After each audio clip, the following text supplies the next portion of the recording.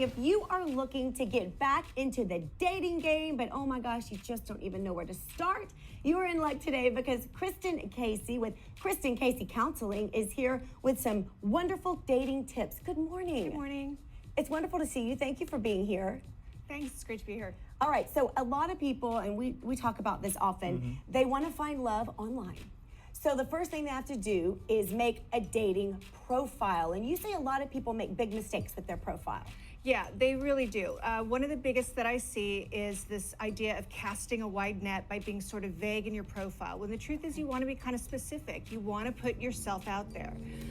It's important also to be humorous. Don't just say, I'm funny, I have a great sense of humor. Prove it. Yeah. And yes, exactly. In fact, everyone who has that on their profile should right now go and change it. Say something funny. Be humorous, be honest. If you definitely don't want to date someone of a different political persuasion or someone who has kids, you know, or if you really are looking for a serious relationship, put that out there. Otherwise, you're wasting everyone's time. What's the point if you're not going to be specific? Exactly. In your exactly. wants. And you want to also be kind of chill, you know, like don't air your grievances about past relationships and past dates, which you do see a lot, it's strangely. You know, you want to be cheerful. I mean, that seems so simple, but, you know, if you're a really intense person, that's fine. But if you don't put something a little bit positive on there, you're going to end up with somebody who doesn't prioritize happiness. And, you know, so you put some effort into it. And I would say, especially for men, you really want to put something about what you're passionate about. Women love that. Yeah, we do. Yeah. We like to hear those things. Right. Talk about your work or your hobbies or, you know, whatever you're really passionate about. That's the most attractive thing in the world to a woman. Okay, I like that. I do. I like that. So once you've done your dating profile and someone's caught your eye, at that point, how do you begin the conversation? What's the best way to start chatting?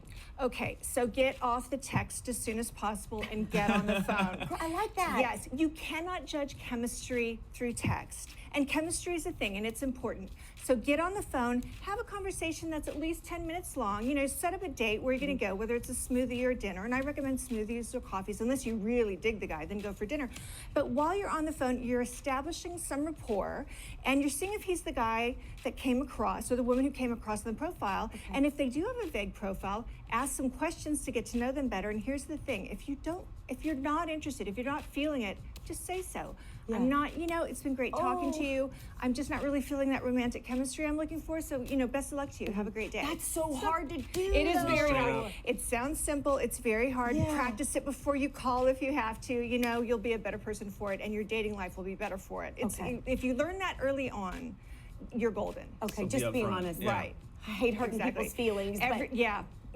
It's an issue for most women, and so I really practice it. It gets easier every time, if that helps. I hope not have to do it a whole lot, but okay. Hopefully you don't. If you do a good profile, hopefully you won't have to. There you go. You'll weed them out. Right, exactly. Okay, so once you're on the date, you're on the date, you're asking the questions. What should you and should you not be talking about? Are there some things that are off limits to discuss? Right. Okay, so most people will tell you don't talk about past relationships. I completely disagree with that. Oh, really? I really think that you will find out the most about a person by asking about, I mean, don't dig too deep. Don't get, you know, don't be, you know, rude about it. But if you're applying for a job, or if you're hiring a landscaper, are you going to ask about what kind of past jobs he did? You know, big jobs, little jobs, you know, deserts. You're going to ask these things. So you're going to learn the most about a person through a little bit about their relationship history. Okay. I also think, you know, and again, don't dig too deep, but find out about their relationship with their parents. You know, find out which parent they're closest to, if they're not speaking. And that doesn't necessarily mean they're a bad person, but the relationship you have with your parents, each of them, really will dictate in some way how you relate to your partner in life.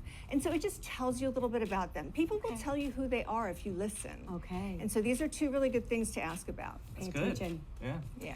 So once you hit it off, you kind of have rules when it comes to actually dating, like how often you should be seeing each other. Well, I firmly believe if you really like someone and you want to, and it's mutual, and you want to continue seeing them, that's great. Maybe stop dating a bunch of other people, but in the beginning, just date a few other people. Right. You know, you could date a few or maybe none, but I think if you're new to dating, it really is a good idea to just put yourself out there because dating is a skill. It's just like a muscle. You don't get strong with one trip to the gym. That's right. So if you will go, and I think a rule of thumb is get into the double digits. Get up to 10 dates, whether that's over the course of a year, one a month or something, or one a week, depending on how much time you have. But a couple dates a month with different people for 3 or 4 months. And you will discover all the, because dating really is difficult. Yeah, there are a lot of different rules, and it's hard to remember all of them at once. And when you're on the date, you know, you're nervous and you're anxious, you're not remembering what to ask for. By date number 10, you're going to have most of this. It's going to be a little bit more second nature, and then it's going to be fun. Hopefully before then, you can actually enjoy yourself. Right, exactly. Because you know what you're doing. It's going to be fun along the way, but it's going to be more fun when you're relaxed about it. So I really think for newbies, try to get 10 dates in, whether that's a year or a few months. You got this, guys. You can get 10 dates. Yeah. And you can get more help from Kristin. You have a book, a memoir that you wrote. Yes, I did. And full disclosure, it is about a relationship in which I did everything wrong. So, what not to do. Book. Yeah, it is. Yeah, don't do this. It's actually an addiction memoir and a relationship memoir about the time I spent living with Joe Walsh from the Eagles.